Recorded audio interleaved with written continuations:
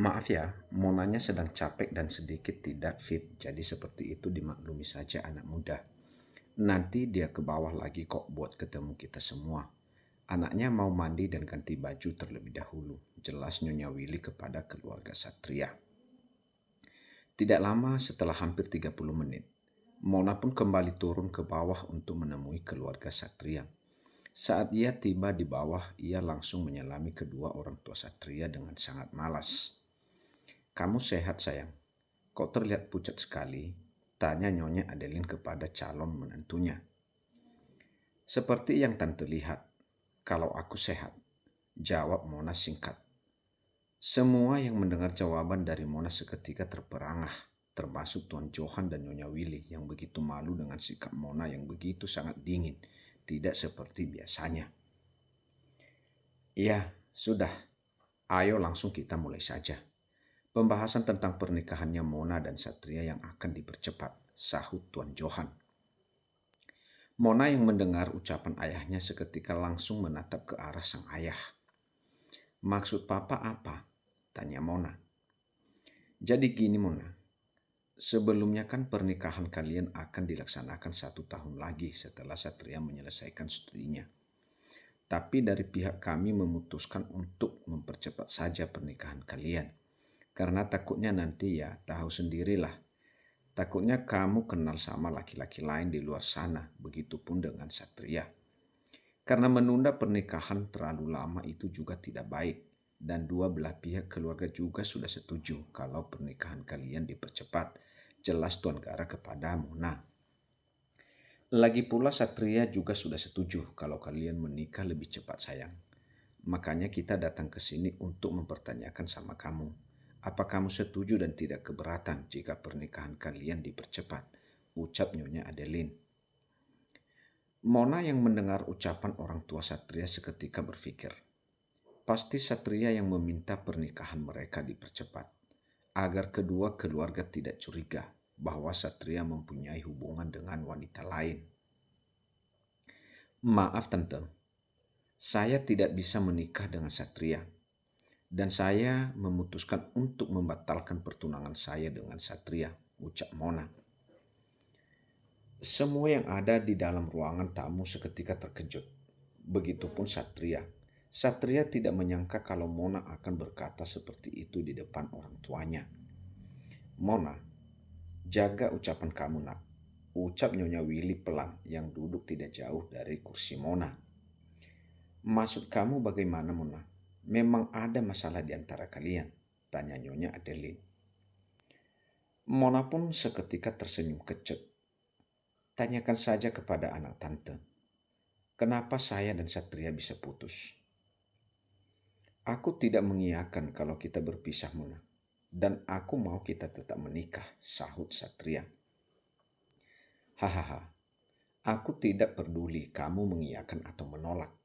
Yang jelas aku sudah memutuskan bahwa kita sudah berpisah dan tidak mempunyai hubungan apa-apa. Jadi kalian semua tidak perlu repot-repot untuk menyiapkan pernikahan kita berdua," ucap Mona lalu beranjak berdiri dari tempat duduknya. "Lagi pula, aku juga sudah mengembalikan cincin yang diberikan Satria kepadaku. Jadi aku ulangi sekali lagi, aku dan Satria tidak akan menikah," ucap Mona lagi lalu berjalan pergi meninggalkan mereka semua. "Apa-apaan ini Johan? Jangan seenaknya sendiri dong mengambil keputusan. Semua orang sudah tahu kalau anak kita akan menikah.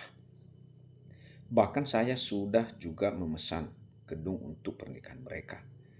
Tuan Gara yang beranjak berdiri dan marah. Tuan Johan pun langsung beranjak berdiri untuk mengejar Mona. "Mona, tarik lagi ucapan kamu barusan. Dan minta maaf sama Tuan Gara." Tuan Johan yang sudah menarik tangan anaknya. Suasana semakin memanas. Kak Dinda yang melihat situasi ini menjadi takut. Begitupun Nyonya Willy dan Satria. Mereka sangat cemas kalau perselingkuhan mereka terungkap.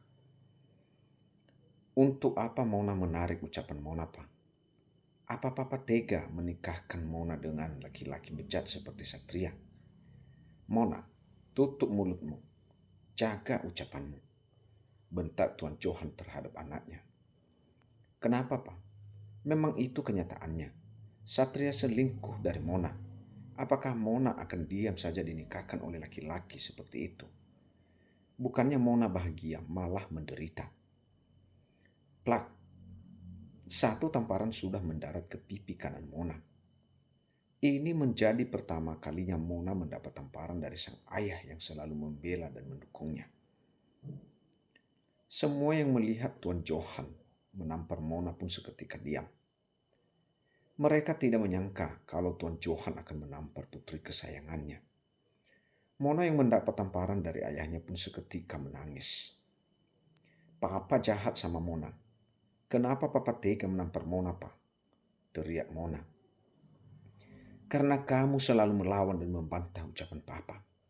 Mana anak Papa yang dulu yang selalu menurut dengan perkataan Papa? Mana?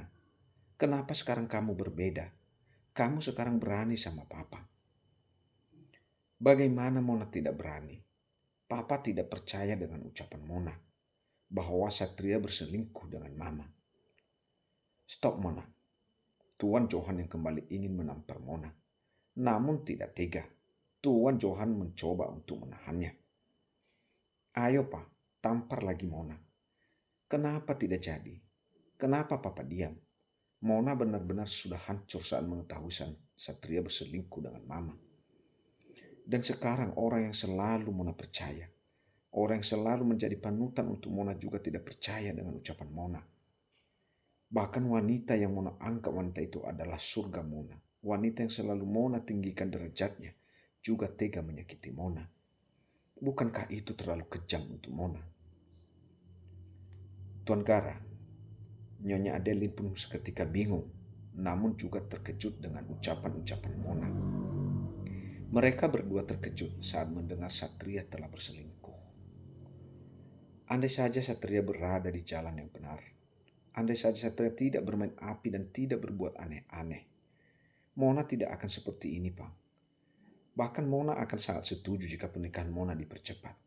Namun apakah Mona akan diam saja dan menurut saat calon suami Mona bukanlah laki-laki yang baik, lanjut Mona.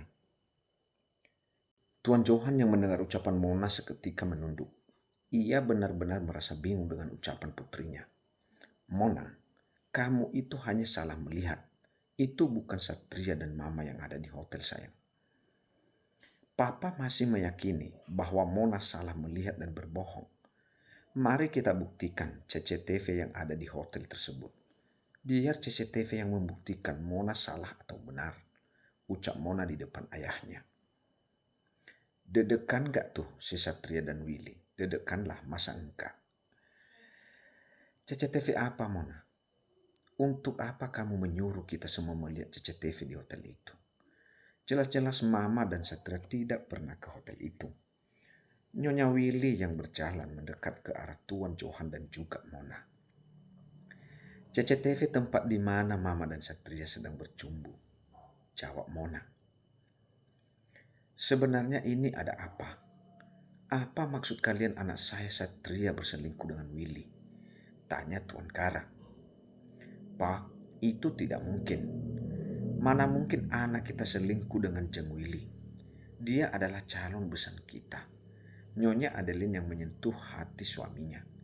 Ia merasa tidak percaya kalau Satria begitu sangat bejat. Mungkin kalian mengira tidak mungkin. Aku juga sama.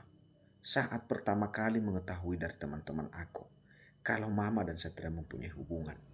Tapi setelah aku melihat sendiri Mama dan Satria pergi ke hotel bersama, aku menjadi yakin kalau mereka benar-benar mempunyai hubungan.